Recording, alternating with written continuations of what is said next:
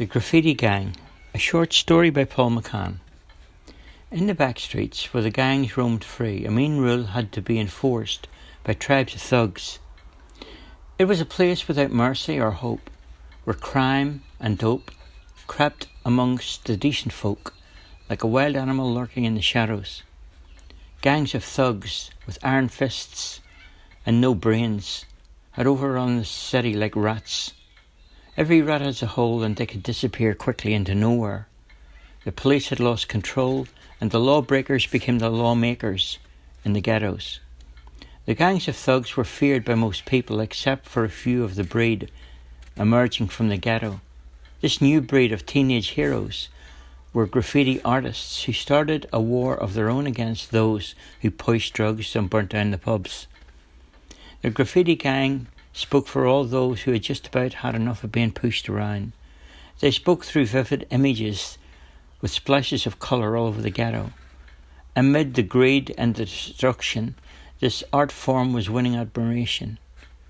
The appreciation of the work grew in the ghetto, in a place where life and death were a way of living. The thugs' headquarters were in an old abandoned factory behind the basketball courts. Once a month they had a meeting to discuss any matters of importance that were any issue, and they also had to hand over monies and reports on the gang's involvement in the ghetto. For quite some time, IK, the gang leader, was concerned about the graffiti interference with the running of things around the town.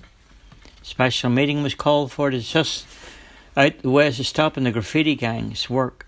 As the gang gathered in their headquarters, AK stood up and said, anybody know anything about the Graffiti Gang?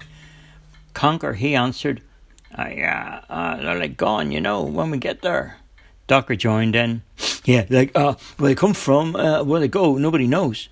AK spoke, things are not going well for us, we got to hit them hard.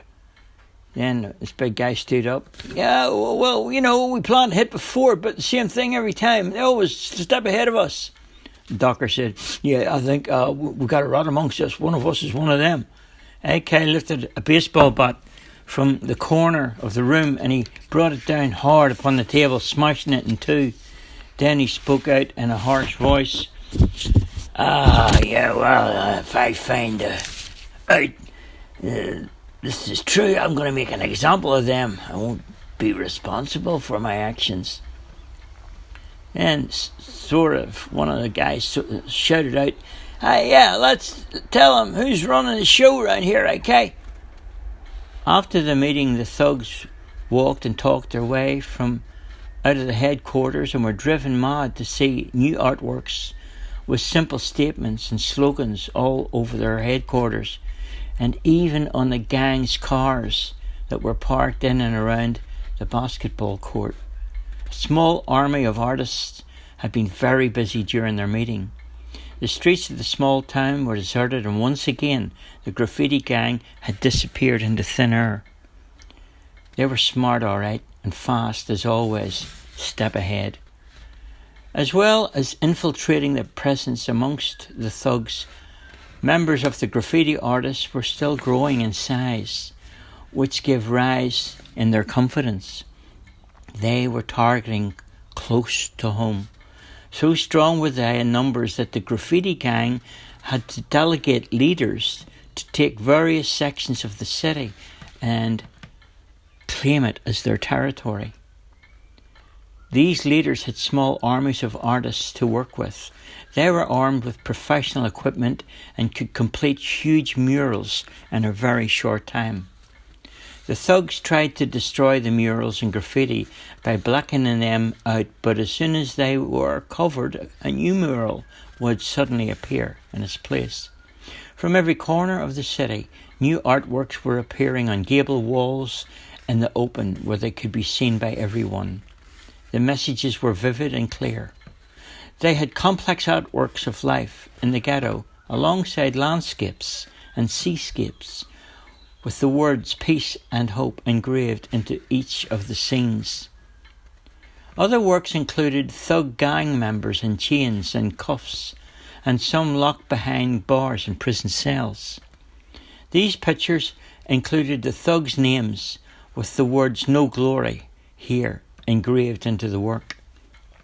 The gang was popular, and before long, journalists and cameramen appeared to run a special on ghetto art. There were TV crews and tourists now arriving frequently, which gave more publicity to the cause. A positive effect was rubbing off all around the city. The grip of fear was leaving. Slowly the tide was turning, and even the police ventured back into the back streets. The thugs were on the run. The Graffiti Gang were all out now to expose names and addresses of their victims on gable walls. The new murals were extreme in the shame game, and this new technique was paying off. Dividends were being shown as gang members were being confronted. They were now looking at themselves and pictures, and the things that they had been guilty of was becoming public awareness all over the city. More images of the thugs and their victims became a deadly weapon in the hands of the Graffiti Gang. Other murals began to show up the thugs for what they were really worth. Life in the ghetto was now less of a struggle, as shop owners refused to be harassed and stood up to the thugs who demanded protection money. Parents performed vigilante groups to protect the district at night time. Teenage crime was decreasing, and after a long hard battle, the Graffiti Gang made their mark in life. That's the end of the story.